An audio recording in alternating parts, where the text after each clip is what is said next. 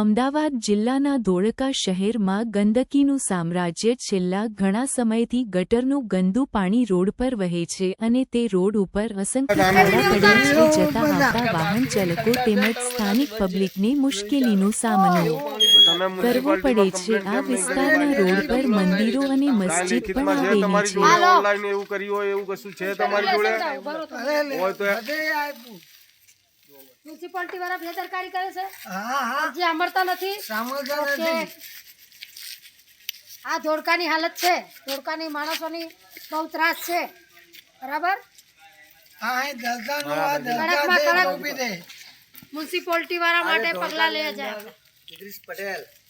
આ પીર સીડી અલી બાવા રહમતુલ્લાહ સરકારની દરગાહ શરીફ છે અને એની આજુબાજુમાં ગટર અને પાણી મિક્સ પાણી થાય છે અને અહીંયા રહીશોને ઘણી તકલીફ પડે છે એ માટે હું આ મ્યુનિસિપાલિટી કોર્પોરેશનને રજૂ કરું છું કે જો કાયદેસર આ કામની કાર્યવાહી કરવામાં નહીં આવે તો આના માટે અમે આંદોલન કરીશું અને જ્યાં જવું પડશે જરૂર પડશે તો પબ્લિક સાથે હું રહીને હું આ કામને પૂર્ણ કરીશ એવી મારી शुभेच्छा जय हिंद जय भारत। भाई दरगाह के साथ भी और दूसरा जो तुम्हारा वीडियो वो भी बेटा तेरा कुछ ये हमारा फोटा लग फोटा पड़ा ना स्क्रीनशॉट ले मेरा भी